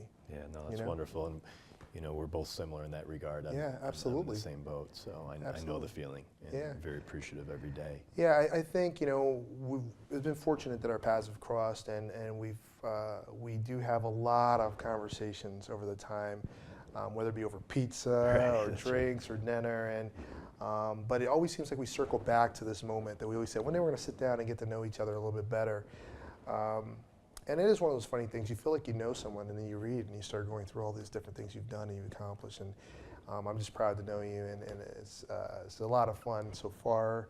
I just can't wait to see what else you're going to do. Thank you. I can't wait to watch this continue to grow, and just know that hopefully I'm a small part of a person who had the opportunity to sit down in front of you and take this time to sit across from you, because it's an absolute blast, and you're one of the parts that make this place home to me. People talk about, why'd you go to Binghamton, right? I'm like, why wouldn't I go to Binghamton? Literally, I got guys like you and all this local community that have just taken the time to sit down with me and talk to me about this town and talk to me about the needs, but talk to me about your life, and you've let me in. That's the part that people will never, you can't see from a tourist guide. Right. You can look at rain and see that, Binghamton, it rains a lot, right? It rains a lot in Seattle too. People are moving there all the time. Yeah. It's about the people. It's about the people. Yeah. Ithaca, New York is just not that far away, but it's growing and people are going there. Same weather. Right. So it's about the people. It's about the opportunity. It's about the jobs. It's about the quality of life that you can have. They're paying the same taxes we're paying. That's right.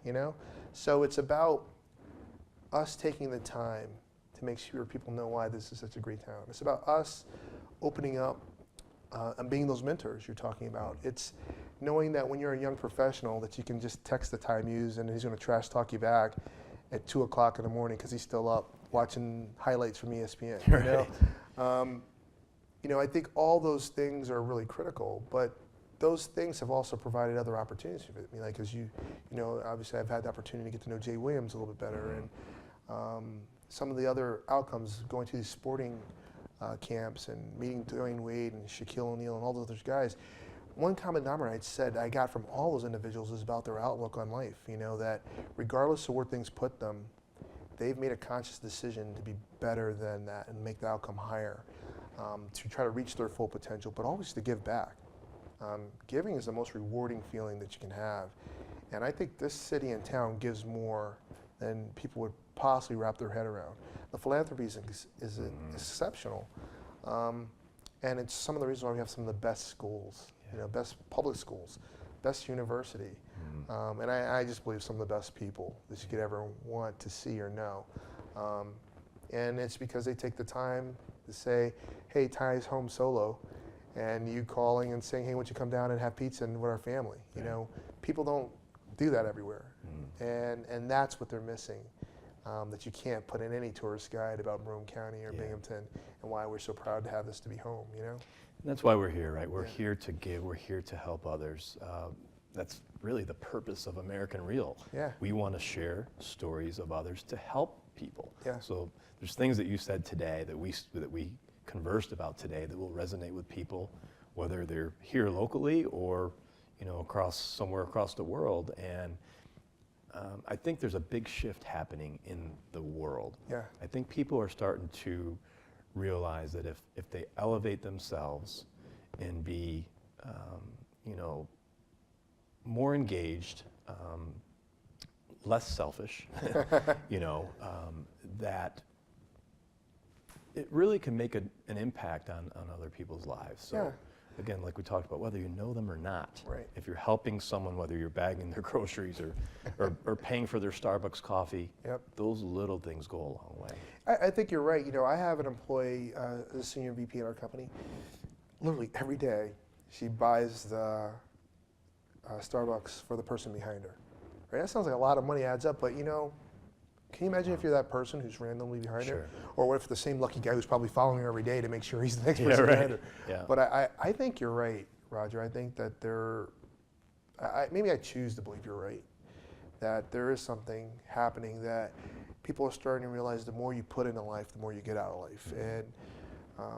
And that's in every aspect. And maybe I've always thought it's interesting that if you look at black culture, and you look at the challenges that we've had as well as opportunities, I've often find it interesting and funny that humor is such a huge part of what's come out of that. That it's, again, it's a choice to find the funny in it. You know, it's a choice to find the songs in it, whether it be blues or gospel or rap. But there just seems to be this innate ability as an American citizen to take any challenge and create opportunity. And that's what I love. Like, you know, that's why I love the title of this show. I just think it's what makes me proud about being here, you know, and it's not just because I come from a military family. And you know, I have so many siblings that were in the military as well as in cousins and relations that way. But I just find pride in a country that you can be anything. Literally, education is the great equalizer. You know, as long as you're willing to put the effort and energy into what you have a passion on, you could literally wind up being the president of the United States. That's right. It just seems amazing to me that to be so fortunate to have a country like that. So I'm always challenged when people talk about America as like it's not this great place, and it just makes me wonder, have they ever been to other places? You know, I was fortunate enough to go to Japan, and I tell people there's a movie called Lost in Translation, and it covers it better than any other movie I've seen about when I was there, where you suddenly get a sense of you're in a field over 20 million people in a city, but you feel so lonely. Yeah, we have that in common. I was in Japan as well. Is that like the weirdest thing? It Like is. you can't explain it till you've been there, right? Right, and look, I mean, I for the first time knew what it was like to be a minority. Yeah, Okay? an outsider, right? Yes, an outsider. Everyone looking at you, staring at you, taking pictures. Yeah, touching you. Touching you, right, right. Like you're an I literally alien. had someone touch me. Like it wasn't even like the little touch. It was like the whole, yes, I am real. Yes. But I often think that, you know, you want to talk about maybe that moment when I got it and things really, really changed in my life was then. You know, I think it became bigger than black and white. And I just started realizing it's really nationalism. It's just about where you're from. It's about supporting all types of people and valuing the differences and almost being excited and embracing that they're different, you know. And but I remember when I got there, you know, it was literally the first thing I did is I had to catch a taxi, and I didn't realize that even though it was a car, it opens like a bus door, so he opens it from the inside. Right. And I grabbed the door at the same exact time that he went to open the door, and I pull it off. Like the entire door comes off. Like literally, like I'm the Hulk. And like the crowd around me just stops. And the guy gets out, he is yelling at me in Japanese, like all out. He throws his door in and he leaves me. So I still don't have a ride home. I still have a ride from the airport to the hotel. And I don't know, but very quickly, no one in Japan would pick me up in Tokyo. No one would pick me up. Like, I'm sure they all talked or something, like, has a picture of me out there, do not pick him up. So I had to walk, and it was walking from Roppongi, it was at the Prince Hotel, to my client, which is 2 miles away. And every day I'd walk back and forth, but now I look back, it was the best thing that ever happened. I really got to see a lot more of Tokyo. People started knowing me. The funniest thing is they called me Big and Black. Right, you know, you ever walk into a room, and this was so funny about America, you walk into a room and you say, who are you looking for? I'm looking for that tall guy. Which tall guy? You know, the one right there with the mustache. Which one with the mustache? The one that's kind of, you know, he's not good looking, but he kind of looks like, and then finally they get to the end, they go, the black guy. Right. They spent all this time avoiding saying what I know I'm black. Like, he knows he's black, just say he's the black guy in the chair sitting right in the front. I go, when the police go looking for someone, the first thing they do, they say black, male, 25. So clearly it's the most descriptive description that they use. And they just immediately went to it, you know. The first thing I was big, and the second thing I was black. Right. And so literally, there'd be like sightings. Like if you'd watch the local news, you know, they'd be like, you know, Big and Black was here. And it was one of those funny things. My mom used to always joke that, you know, you could literally drop me off in Tokyo, and by the day I would know everyone. It was kind of like that.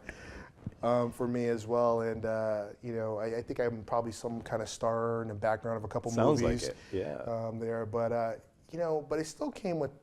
While I was there, I wanted to embrace the opportunity of being in that culture and getting to meet as many people as I could. I tried to meet everyone in the hotel. everyone I walked by every day, that I saw every day, I tried to at least say hello to and, high five them, and they would call me Big and Black. But it was all about, again, just changing this lonely feeling to starting to see this kind of like anyone who was not from Tokyo, we just bonded. Yeah. So I used to go to a local UK bar and hang out there just to find some commonality, because the language was a challenge. My physical body was a challenge of just being so different. But then it just made me realize that it isn't about race. It is really about people and where you're from and how do you connect, and taking the time to get to know people a little bit better. And I try not to be judgmental. I try to believe that you can learn something from anyone, and there's something beautiful in anyone, regardless of the person. Now, we all can do bad things, so I'm not saying that on a scale that they might be more bad than good. But I choose to think from the lowest to the highest, there's opportunity. And when you meet someone, you should try to learn something from them. Whether it be someone who's homeless and you see them, don't see them as just that, see them as the human being that's in front of you. So and there might be a top opportunity to get something from them. Sure. And learn something from them. Sure, no, it's so important.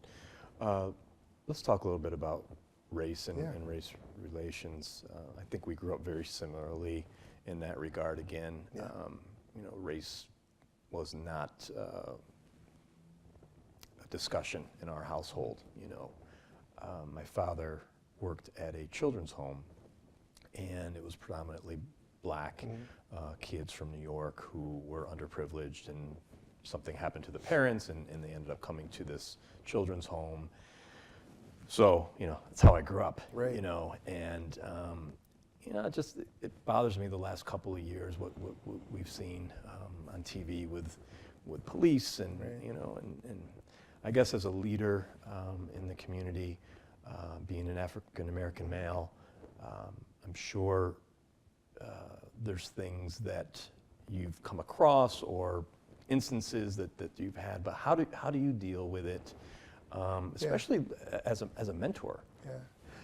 I think, race is one of those things that I'm worried when people stop talking about it, because I think when it becomes taboo to talk about, then it's going to get really bad, right? And in regards to things that have happened recently, I think it's just interesting from this standpoint that these are the same things that were happening when I was younger, and it's the same things happening when my father was younger, and I just think there's more TV and press, and I also want to make sure that people understand there's a difference between an action of an individual and an action of a group.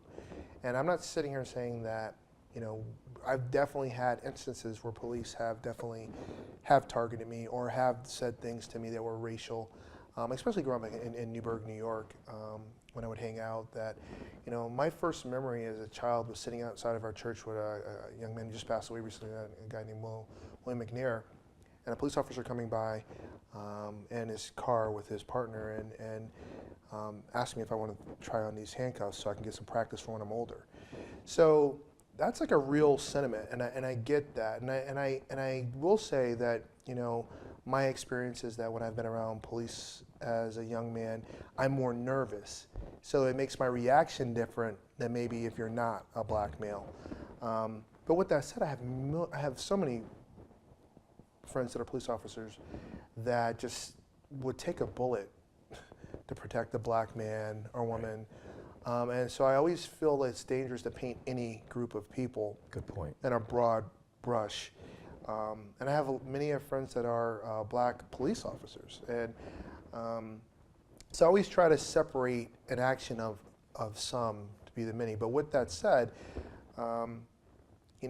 statistically, it does make you wonder when I look at my childhood and my friends that are black, and I look at those of us who grew up and went through Newburgh and those surrounding areas, and you start wondering how come so many of us have been either incarcerated or have had bad luck. And all the successful people I can recall were primarily people either you had to go to the military, you become a preacher, you did sports, or you got in trouble.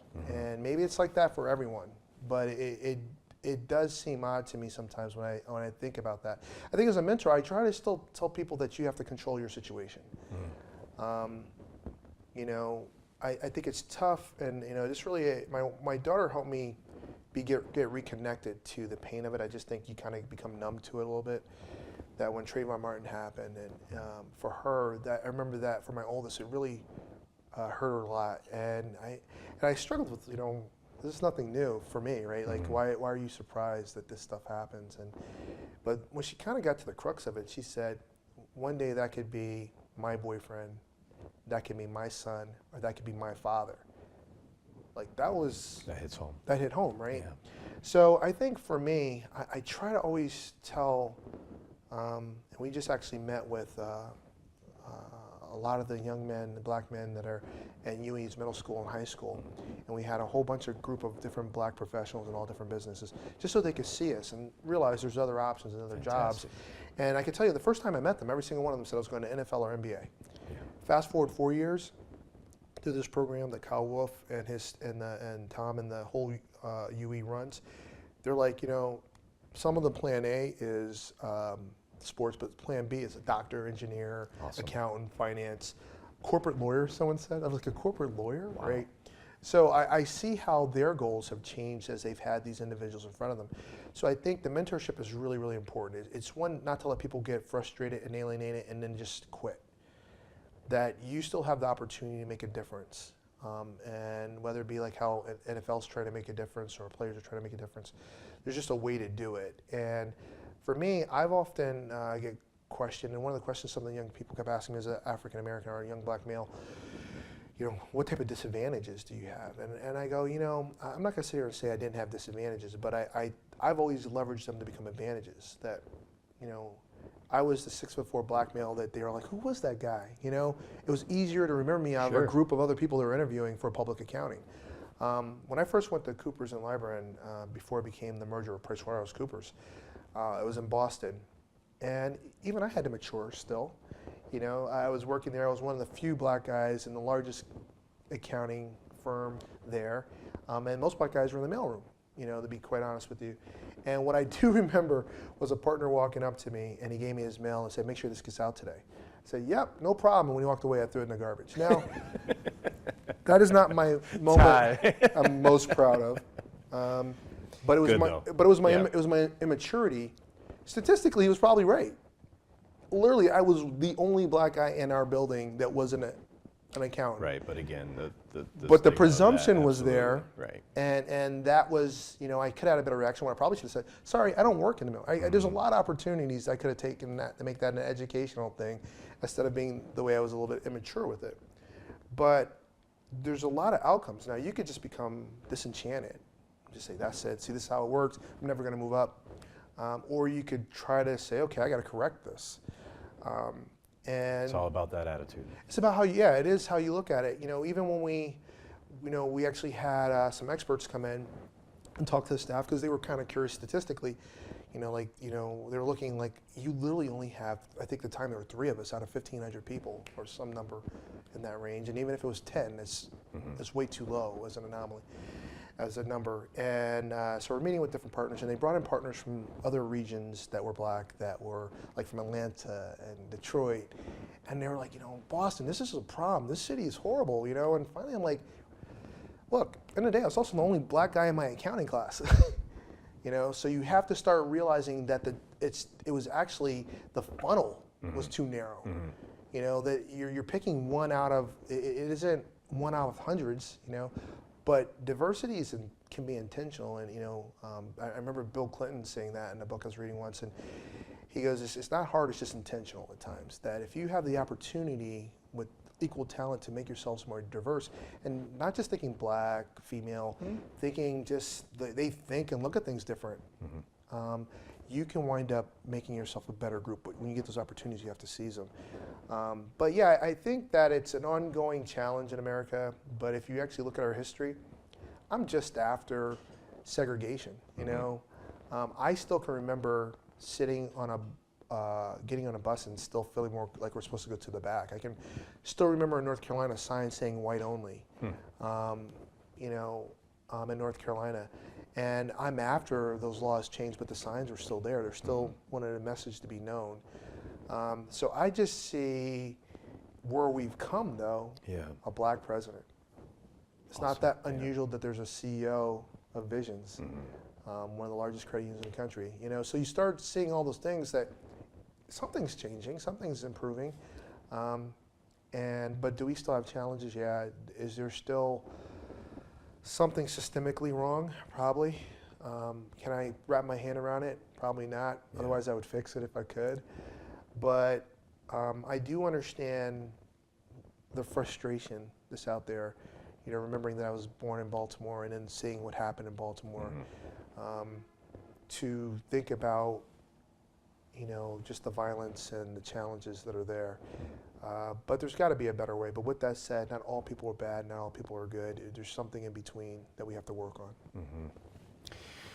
That's good stuff, and I'm sure the kids that you spoke with, you and others, I'm sure they benefited from that, and look, they could see what they could be if they put their mind to something. So that's wonderful. Yeah. Do want to talk just a little bit about sports, and then we're going to wrap this up soon. Love I it. appreciate all your time. Love but it.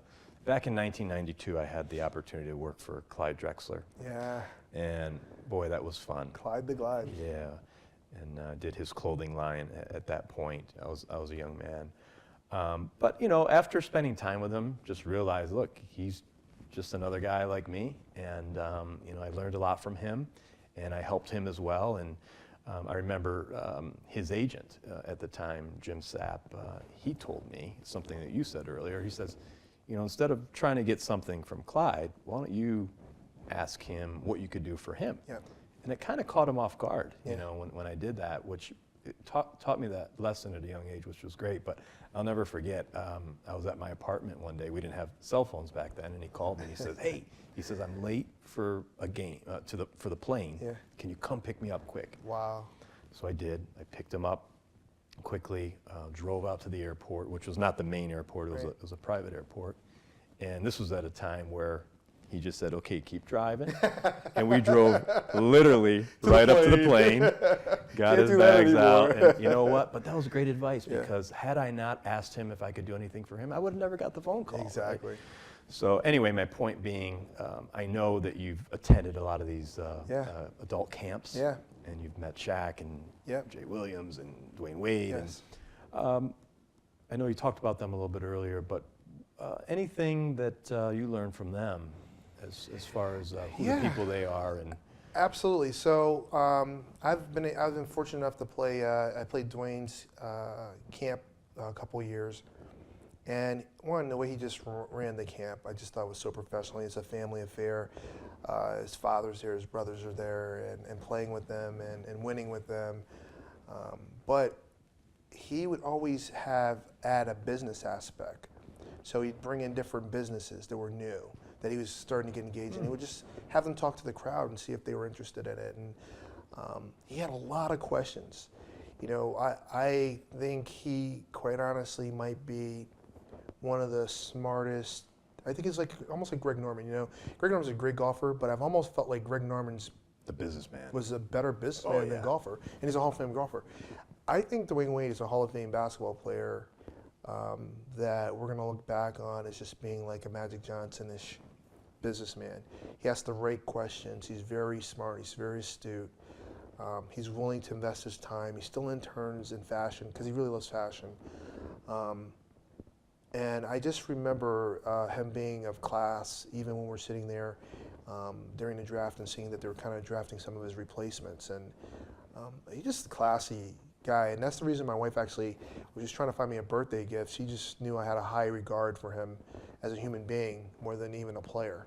I'm going to get that time to get to know him a little bit better, but more importantly, his brothers, you know, playing on their teams, and his one brother just investing a little bit here and there with them, and just getting to know them a little bit better than their father. Just what a great family.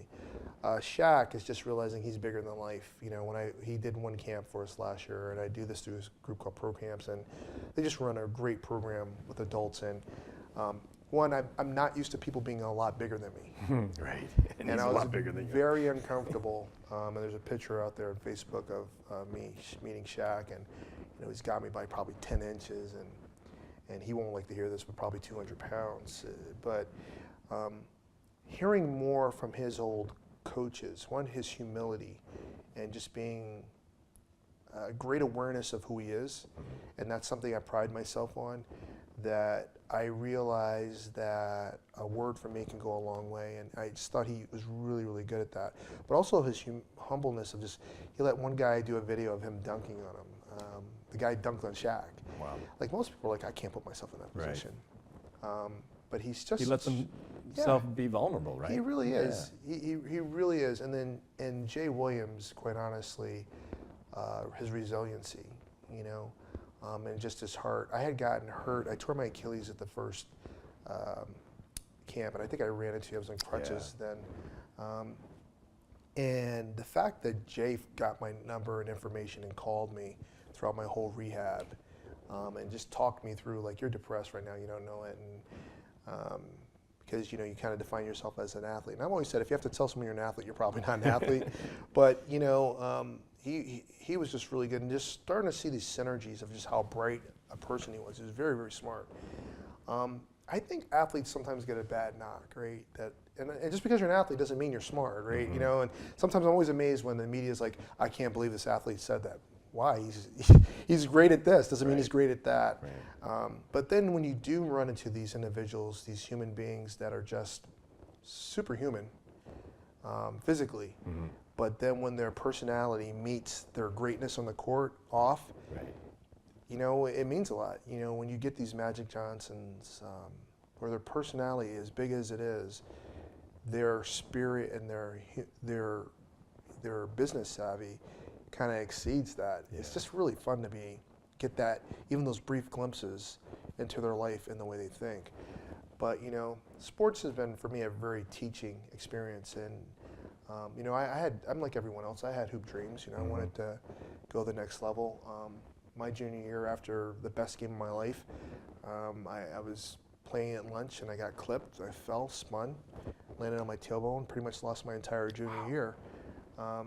But it was the best thing ever happened. It just made me realize how fleeting this game could be. I can't put all my eggs in that basket too. Also reminded me what a business it was. You know, suddenly all the coaches that were calling and checking on me were no longer as interested. And you realize they didn't care as much. But the ones who did, those were the ones you start to really appreciate and build that bond. And that was part of the direction why I switched from track to basketball. I realized I could have the best seat in the house on the bench, maybe D1 or maybe play D2, or I could go contribute and be a leader, have the time of my life, and go down as one of the greats who ever did it at my university in jumping and sports, but be a captain and really contribute to other fields and coach.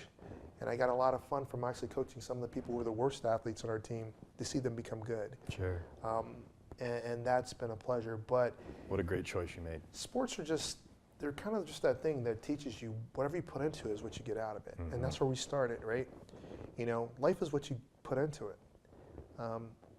You know, I'm always amazed when people find that they didn't accomplish what they wanted to accomplish.